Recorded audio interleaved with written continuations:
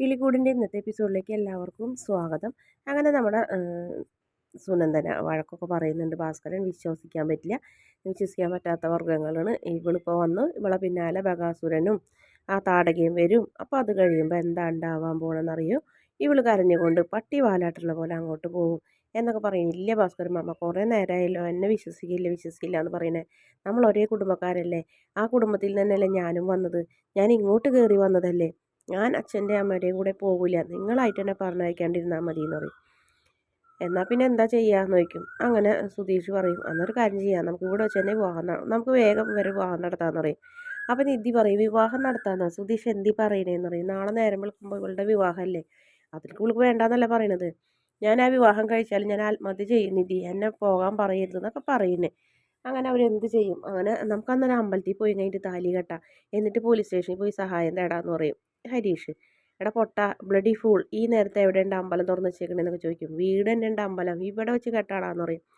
അങ്ങനെ അവരെല്ലാവരും കൂടെ സമ്മതിക്കുന്നു. അപ്പം താലിക്ക് എന്ത് ചെയ്യുന്നു ചോദിക്കും. അപ്പോൾ സുധീഷിന് ഓർമ്മ വരും, അമ്പലത്തിൽ വെച്ച പൂജാരി സുധീഷിൻ്റെ കയ്യിൽ ആ താലി സുഭാഷിൻ്റെ കയ്യിൽ താലി കൊടുക്കണതും സുഭാഷ് സുധീഷിനോട് വെച്ചോളാൻ പറയുന്നതും ഒക്കെ ഇങ്ങനെ ഓർക്കണം. എന്നാൽ ശരി, അത് താലി എൻ്റെ കയ്യിലുണ്ടെന്ന് പറഞ്ഞു ഓടിപ്പോയി താലി എടുത്തുകൊണ്ട് വരും. അപ്പോൾ റെഡി ആവട്ടെ എന്ന് പറയും. അങ്ങനെ ഈ വേഷത്തിൽ തന്നെ കെട്ടിയാൽ മതിയായിരുന്നു. പക്ഷേ അനിയന്മാർ രണ്ടുപേരും നിർബന്ധിച്ച് കൊണ്ടുപോയി സുഭാഷിനെ കൊണ്ട് പഴയ വസ്ത്രമൊക്കെ ധരിപ്പിക്കും. ഏട്ടാ ഇത് വേണമെന്ന് ചോദിക്കുമ്പോൾ ഇത് വേണം വേണം വേണം എന്നിങ്ങനെ നിർബന്ധമായിട്ട് പറയുന്നേ. അങ്ങനെ അവർ ചേട്ടനും അനിയനും കൂടി ഇരുന്നിട്ട് ഒരുക്കി സുഭാഷിനെ മണവാളനാക്കി കൊണ്ടുവരുന്നുണ്ട്. അപ്പോഴത്തേക്കും നിധി സുനന്ദയ്ക്ക് കുറച്ച് വെള്ളമൊക്കെ കൊടുക്കും. അങ്ങനെ നമ്മുടെ ഭാസ്കരനാണെങ്കിൽ ഭയങ്കര സന്തോഷം, അവരെ തോൽപ്പിക്കാനുള്ള ഒരു അവസരം കയ്യിൽ കിട്ടി. അങ്ങനെ സന്തോഷത്തോടെ ഇങ്ങനെ ഇരിക്കുന്നു വരുന്നു. അങ്ങനെ ആ സമയത്ത് വാതിലൊക്കെ തുറന്ന് മണവാളൻ ഇങ്ങനെ വരും. ആഹാ നല്ല ഫ്രഷ്, ഈ പാതിരയ്ക്ക് ഇത്രയും ഫ്രഷായൊരു മണവാളൻ എവിടെ കിട്ടും എന്നൊക്കെ പറഞ്ഞ് അങ്ങനെ എല്ലാവരും അവരോട് പ്രാർത്ഥിക്കാൻ പറയുന്നു. അങ്ങനെ അവർ രണ്ടുപേരും കൂടെ പ്രാർത്ഥിക്കുന്നു. അപ്പോൾ സുധീഷ് താലി എടുത്ത് കഴിഞ്ഞിട്ട് സുഭാഷിന് നേരെ നീട്ടിയിട്ട് പറയുന്നത് ഐശ്വര്യമായിട്ട് ഇവിടെ കെട്ടാൻ പറയും. അങ്ങനെ ഐശ്വര്യമായിട്ട് കെട്ടാൻ അത് മേടിച്ച് അപ്പോൾ ഇവിടെ കാരണന്മാരുണ്ടാ താലി എടുത്ത് കൊടുക്കാം, നീ വലിയ ആളാവെന്ന് പറയും. അങ്ങനെ അവരെല്ലാവരും കൂടെ ചിരിക്കും. എന്നിട്ട് വേഗം താലി എടുത്തും കഴിഞ്ഞിട്ട് ഭാസ്കരൻ ഇങ്ങനെ പിടിച്ചിട്ട് പറയുന്നത് എടാ ബകാസുര, എടി പൂതനേന്ന് പറയും. അപ്പം നമ്മുടെ സുനന്ദ തിരിഞ്ഞു നോക്കും, നിന്നല്ല നിൻ്റെ തള്ളനേന്ന് പറയും. അങ്ങനെ പറയുന്നേ, അതെ നാളെ നേരം വെളുക്കുമ്പോൾ നിൻ്റെ വീടിൻ്റെ പടിക്കൽ എനിക്ക് വന്ന് നിൽക്കണോടി, ഭാസ്കരനും പിള്ളേരും മോശമാണെന്ന് പറഞ്ഞുണ്ടാക്കിയ നിൻ്റെ നാവുണ്ടല്ലോ, അങ്ങനെ ഇതോടുകൂടി നിൻ്റെ അഹങ്കാരം ശമിക്കണോടി എന്നൊക്കെ പറഞ്ഞിട്ട് പ്രാവിക്കൊണ്ടാണ് താലി എടുത്ത് കൈ കൊടുക്കുന്നത്.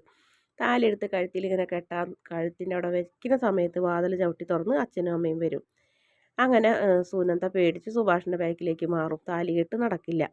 അങ്ങനെ സുഭാഷിൻ്റെ കയ്യിൽ താലി കണ്ടപ്പോൾ അമ്മ പറയുന്നത് കണ്ട അവൻ താലിയൊക്കെ ആയിട്ട് റെഡിയായി നിൽക്കണ്, ഇവളെ വിളിച്ചിട്ടുണ്ടെന്ന്. ഞാൻ പറഞ്ഞില്ലേ അവൾ അവിടെ ഇല്ലെങ്കിൽ ഇവിടെ ഉണ്ടാവുമെന്ന്. എടി നീ എന്താണ്ടി കാണിച്ചത്, എടാ നീ എൻ്റെ മോളെ തട്ടിക്കൊണ്ടു വന്നല്ലേടാന്ന് പറയും.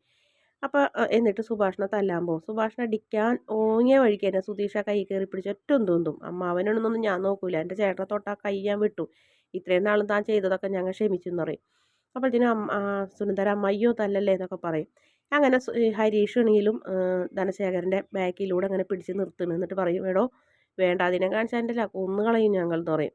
ഇവിടേക്ക് കയറി വന്നത് തൻ്റെ മോളുണ്ടാവെന്ന് പറയും.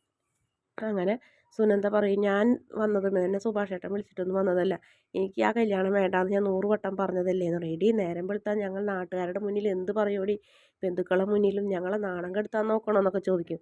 നിങ്ങൾ പറഞ്ഞ കല്യാണത്തിന് ഞാൻ ഒരുപാട് ശ്രമിച്ചു നോക്കി, പക്ഷെ എനിക്ക് കഴിയുന്നില്ല, എനിക്ക് ആ കല്യാണം വേണ്ടാന്നല്ലേ പറഞ്ഞതെന്നൊക്കെ പറഞ്ഞു കഴിഞ്ഞിട്ട് സുനന്ദ പൊട്ടിക്കരയിന്. അങ്ങനെ ഇവൻ താലിയായിട്ട് നിൽക്കണണ്ടില്ലേ ഇതുവരുടെ അടവണെന്നൊക്കെ പറയും. അപ്പോൾ ഭാസ്കരൻ പറയും എടീ നിർത്തടി, എൻ്റെ വീട് ഈ ലോകത്തിലെ ഏറ്റവും പൊട്ട വീടൊന്നും പെണ്ണുങ്ങൾ താമസിക്കില്ല എന്ന് പറഞ്ഞിട്ടും ആ വീട്ടിലേക്ക് തന്നെ നിൻ്റെ മോള് കയറി വന്നില്ലേടി, അതെന്താന്ന് ചോദിക്കും. അപ്പോൾ ഒന്നും മിണ്ടണില്ല. അങ്ങനെ വർത്താനമായി വഴക്കായി. അങ്ങനെ പിന്നെ താലി കെട്ട് നടക്കുന്നില്ല. അതിന് ശേഷം പിന്നെ കാണിക്കുന്നത് നമ്മുടെ സുഭാഷിനെ മുറിയിലേക്ക് വിളിച്ചുകൊണ്ട് പോയിട്ട് സുനന്ദയുടെ അച്ഛനും അമ്മയും കൂടെ സംസാരിക്കുന്നു. അതിന് ശേഷം ആ സ്ത്രീ അവരുടെ കാലിൽ വീണുണ്ട്, കള്ളക്കരച്ചിലാണോ എന്നറിയില്ല. എൻ്റെ മോൾക്ക് നിന്നെ ഇത്രയ്ക്ക് ഇഷ്ടമാണ് ഞാൻ അറിഞ്ഞിരുന്നില്ല മോനെ, ദൈവത്തെ ഓർത്ത് നീ അവളെ വിട്ടു തരണം, നാളെ നേരം വെളുക്കുമ്പോൾ ഞങ്ങൾ അല്ലെങ്കിൽ ആ പന്തലിൽ ആത്മഹത്യ ചെയ്യേണ്ടി വരുന്നൊക്കെ പറഞ്ഞ് അവരങ്ങനെ സുഭാഷിൻ്റെ മനസ്സ് മാറ്റുന്നു. സുഭാഷാണെങ്കിൽ വല്ലാത്ത വിഷമം, മറ്റൊരാളെ വിഷമിപ്പിക്കാൻ ഇഷ്ടമില്ലാത്തത് കൊണ്ട് തന്നെ സുഭാഷ് അടുത്ത തീരുമാനം എടുക്കുന്നു. അങ്ങനെ വാതിൽ തുറന്ന് സുനന്ദയുടെ അടുത്തേക്ക് വരുന്നു. അങ്ങനെ സുനന്ദനെ അവിടുന്ന് പറഞ്ഞയക്കാനുള്ള തയ്യാറെടുപ്പിടും സുഭാഷിന്. എല്ലാവരും കൂടെ എന്ത് ചെയ്യണമെന്ന് അറിയാണ്ട് ഇങ്ങനെ അന്തം വിട്ട് നിൽക്കുന്ന സുഭാഷിൻ്റെ തീരുമാനമാണ് അവിടെ അന്തിമമായിട്ട് നടക്കാൻ പോകുന്നത്. വീഡിയോ ഇഷ്ടപ്പെട്ടാൽ ചാനൽ ഒന്ന് സബ്സ്ക്രൈബ് ചെയ്യണേ.